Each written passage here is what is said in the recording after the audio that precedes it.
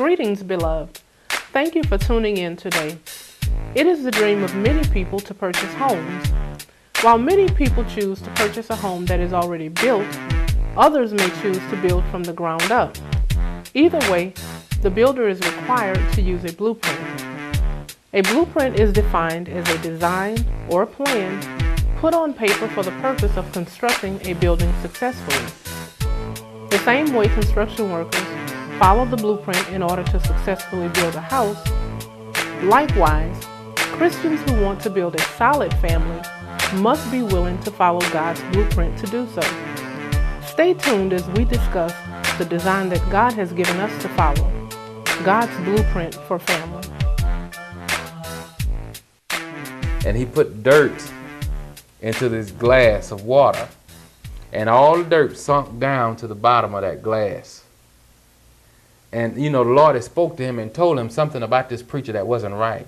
And it was hard for him to perceive the idea that this was actually something that this preacher was dealing with, that this preacher was really this way. He couldn't believe it because he wasn't seeing it.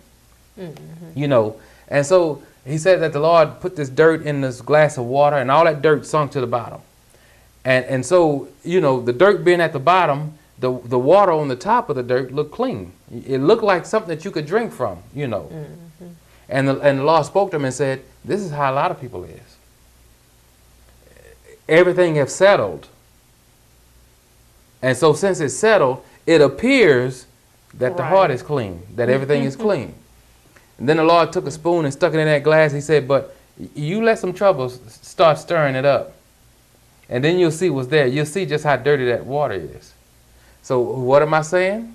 A lot of times, you don't know what you got in you until you done married somebody or have gotten into a relationship for them to bring all that junk that have settled, and made you think, ain't nothing there. I'm good. I'm healed. Thank you, Lord. I'm not crying over this person anymore. Just because you're not crying over them or because you're over them, that don't mean that the hurt is gone. That's right. Oh, you don't see the scars that they've left. You don't notice how they've damaged you until you done got with somebody else. Right. You see? So everything is fine. It's all clear. The water's clear. Until you get with somebody else, and then all that stuff begin to come back up. And you begin to treat that person the way you were being treated at one time. Or you begin to treat that person as if they're the person that hurt you in the past. You making them pay for it, and all of that stuff. That comes from people not being healed, behind their hearts being corrupt. And that's why it's important that when you begin to see things that may be wrong, that you pray and ask God to, number one, show you what's there. Because you don't know what's there a lot of times. You've gotten adjusted to that dirt being at the bottom of the glass. I've suppressed all of this hurt. I think I'm good now. Right. But, you still see the fruit of it in the next relationship that you're in. Now, the problem is you got two different people coming together sometimes. Both of them hurt, and they just adjusted. To just give you an ugly scenario, if I see a mentally challenged person, I know they're mentally challenged. Maybe their speech isn't right or something like that.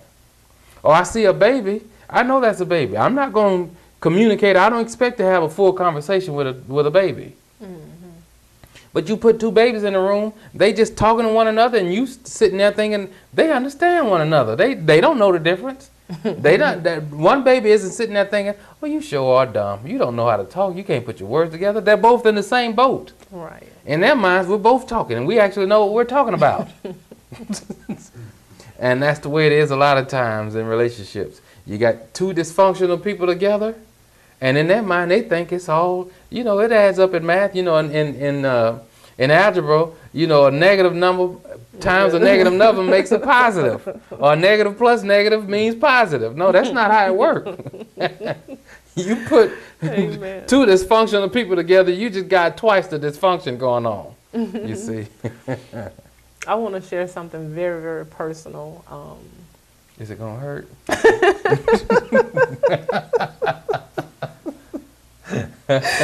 Share something personal about how you can have, about that example you gave about the dirt being at the bottom of glass, and it's not until something stirs it up, or you can have something in your heart, in your life, from previous relationships or previous experiences. In this case, it's just an experience, and like you said, you can think that you've gotten over it until something happens that stirs that up. And this is the example.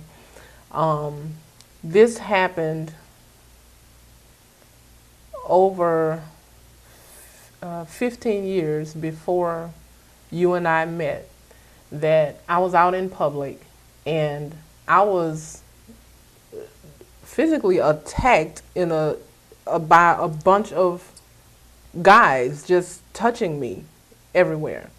And I was so humiliated, I was so embarrassed, I was so hurt by that, and the people around didn't help me or anything. I just kind of ran and hid, like I just wanted to hurry up and get home, and I didn't tell anybody about that until, I told you about it, But I kept that because I was so ashamed and embarrassed, and I was so angry with them. I was angry with the people who didn't help me, and, all of that. And mind you, this happened 15 years before we even got together. And I remember, one day you passed me, and we were passing through the door, and you touched me the way a husband is supposed to touch a wife. And at that very moment, I had a flashback to that moment when I was touched inappropriately by people that I didn't want to touch me.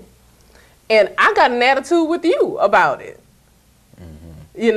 And I know you remember the incident that I'm talking about. And your response, I think your initial response was probably hurt, but I think the Lord, if I remember correctly, you said you prayed about it, and the Lord helped you to see that, that was some hurt that I was dealing with. Now, you didn't know what caused me to respond that way until we later talked about it. But, you prayed and asked the Lord what it was, and then you brought it to me, because you know what? The truth is, I didn't know until you prayed and the Lord told you that it was some hurt from my past that I was dealing with. And then I just, the Lord helped me to put all of that together, that he still needed to heal me from that particular situation. Because I didn't take it to the Lord. All I did was buried it. And what happened was there was an instance where it all came back to surface, and I still had to deal with it. And so what I'm saying is that when you can look back over your past and you can recognize some areas and places, experiences, relationships where hurt has taken place, give that over to the Lord. If, even if you think, hey, that's so long ago and I've forgotten about it, but some of those things might be coming up in your current, relationship, in your marriage, and you might not even know where it's coming from. Right. But ask the Lord to, show you that, and ask the Lord to heal you if you haven't brought it to the Lord. Because honestly, I had kind of suppressed it, and I never thought about, because at the time that it happened, I wasn't saved. And so I didn't think about even bringing that to the Lord until that happened, in our marriage, and so it's a good thing to go back and just ask the Lord to heal you from all of those things, and to ask him to show you what is there that you might not be aware of. Amen. And, and it's probably a good idea for all of us to just sit down and just think about the things that we've gone through. We know what we've gone through that have hurt us.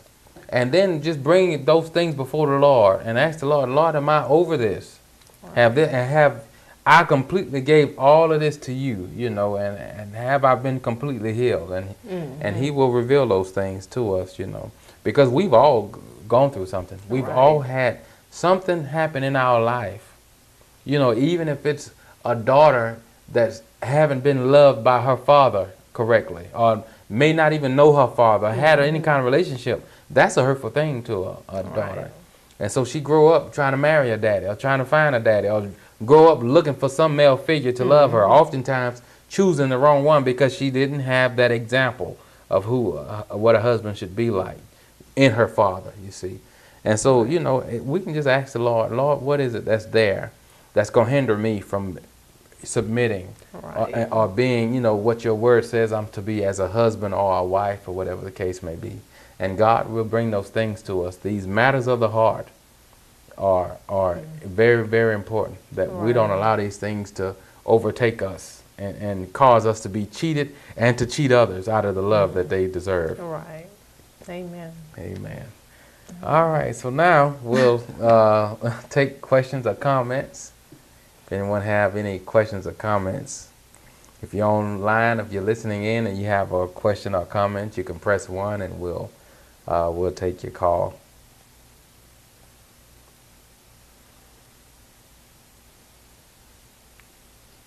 And you're welcome to give a comment or question also. We don't want to leave you out. Well, I do have a question.